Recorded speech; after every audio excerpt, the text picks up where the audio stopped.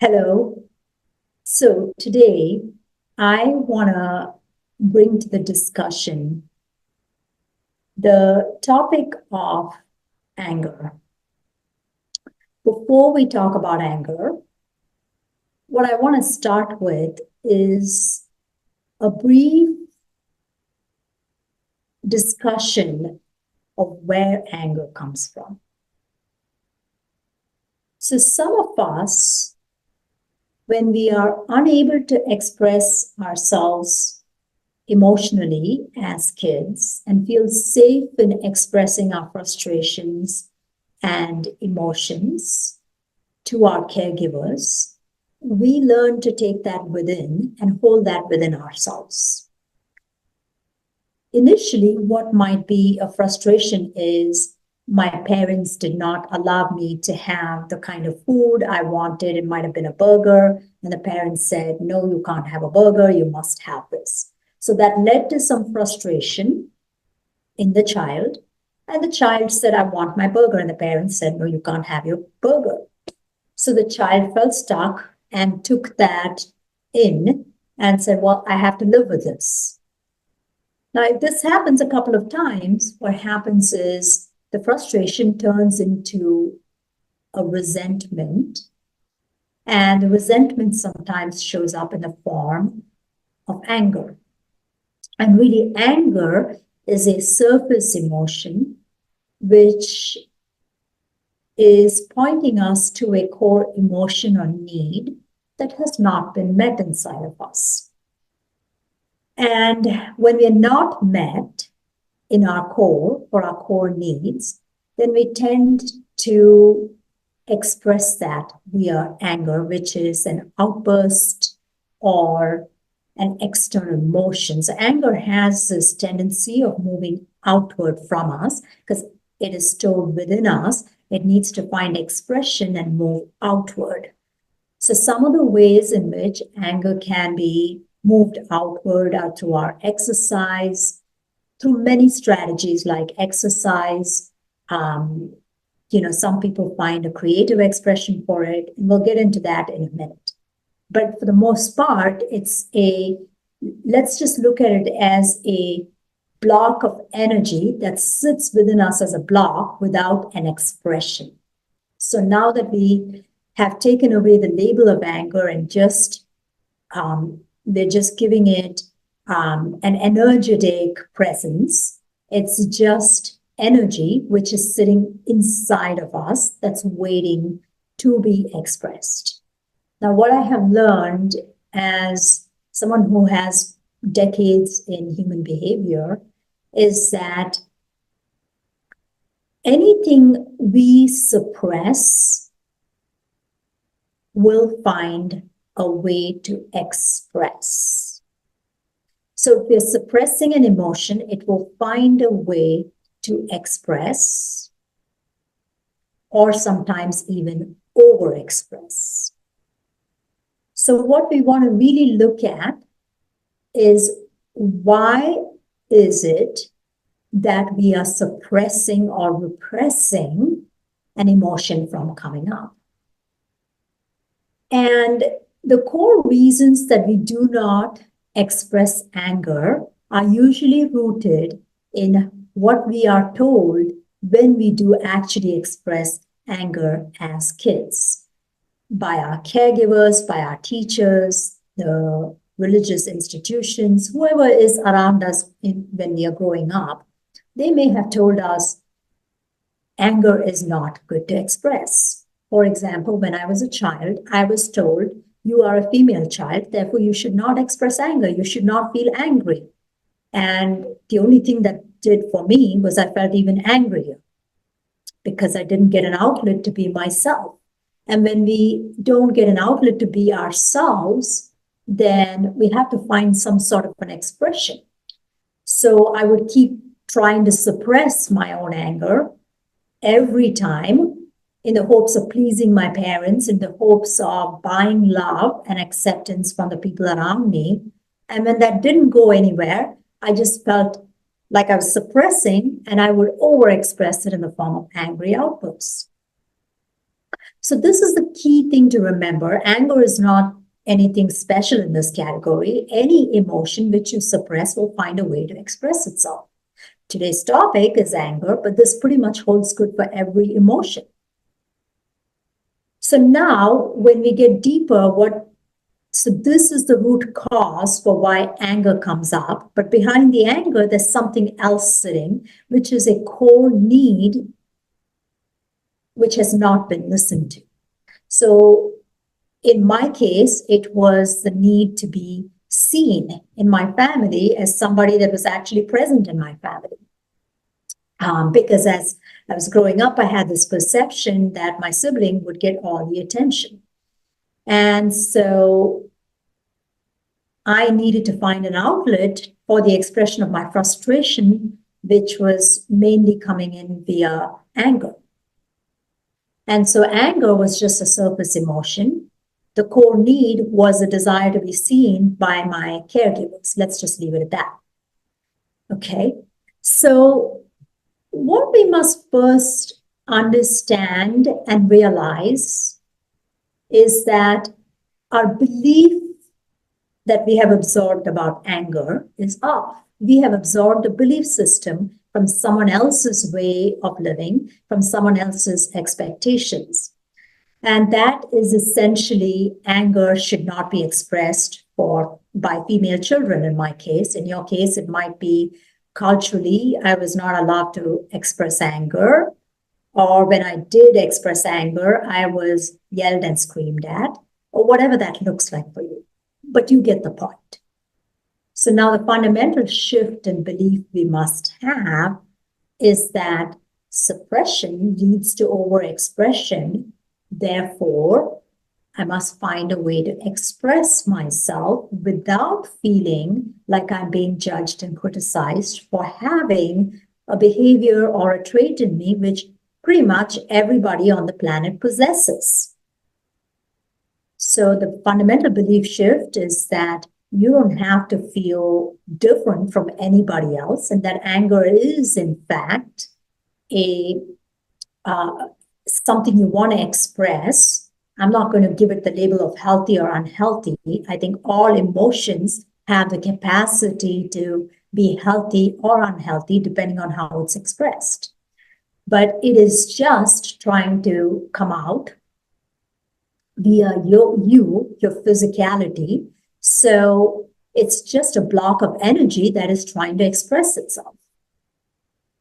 And so the challenge, though, for a lot of us is that because it's not an accepted emotion in society, generally speaking, you are going to be challenged when you do express your anger. So you do need to have strategies whereby you can, or a method or something you can go to, which will allow you to have a safe expression of it without being judged and criticized for it. I'm going to give you a couple of strategies when we get to that part of this video. But for right now, what I want you to recognize is that it is important. And in fact, it is in your interest, it is in the interest, and it's in your interest and well-being to express anger. Now, from there, we can now look at what we can do to express our anger. So once we've made the belief shift, we can now look at why anger is coming to surface and depending on where it's coming. So for example, if it's in the area of relationship, we can create a safe space with our partner where we can set the foundation that when I'm expressing my anger, it's not because I'm angry at you. I am in a space where I'm holding it within myself, and I'm going to take responsibility for holding it within myself, and therefore express it. And I need you to back me up so that I don't feel judged and criticized as I was when I was a child. So that's one of the ways to set a safe space for you and your partner to express anger.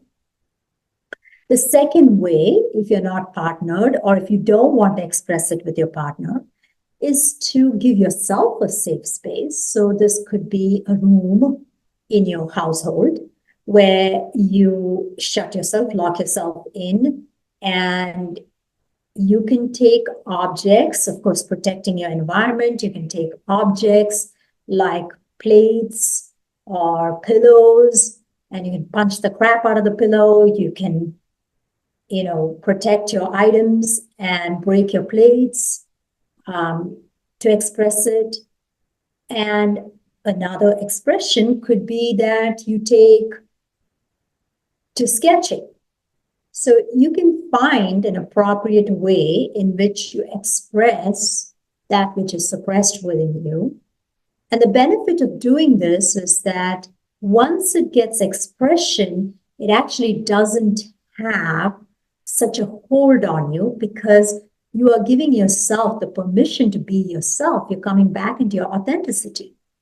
So when you become authentic, you realize that it's okay, whichever place it's landing, wherever it's going is fine, and that you're not actually imposing it on anybody, but rather being conscious about how and when it shows up and how you express it.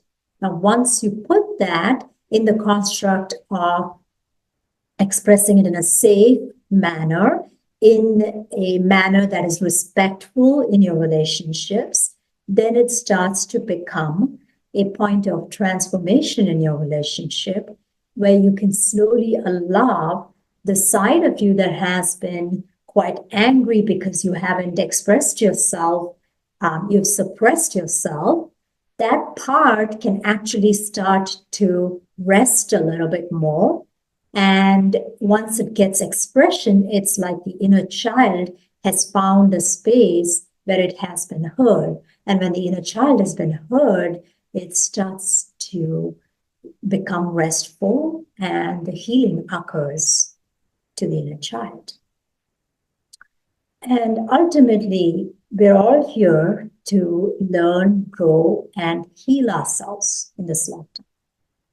So when we can become more adult-like in how we manage our emotions, and instead of suppressing or repressing our emotions, when we can give it a safe outlet, we start to not only accept who we are and love ourselves for who we are, but we also start to open up our hearts to everyone else so that they can be themselves. They can feel free to be themselves in any situation and know that you are somebody who actually understands them, somebody who actually gets them. So we start to build bridges of trust rather than distrust. We stop wearing masks in a relationship, or whether it's an intimate one or otherwise, and we start to invite people into our spaces with an openness in our hearts that is truly the blessing of being human and being connected. So this is the gift that I want you to recognize and own in your life, that there is no emotion, there's no trait that is not present in you, and that every trait has a home inside of you, and you can be the adult in the relationship with yourself, accepting yourself for everything that you bring to the table, and that allows people around you to feel safer being themselves. That is the gift of being human. That is the gift of connecting as the exquisite being that you are, as the unique being that you are.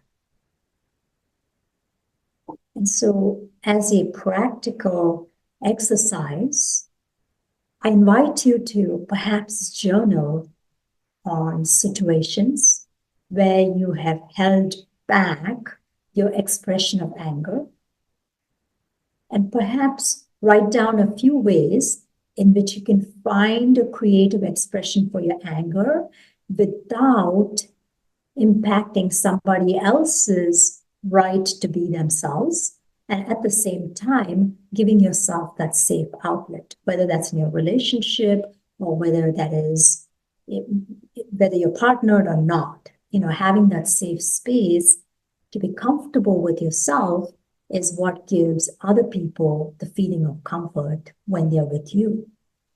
So that is the invitation. So do your journaling, perhaps even meditate on it and see what comes up for you. And feel free to drop me a line if you have any questions. I'm always here to help the community, to help you navigate your emotional world. And hopefully that is a good segue for you to live a life that is truly extraordinary and is aligned to who you really are. Have a good day.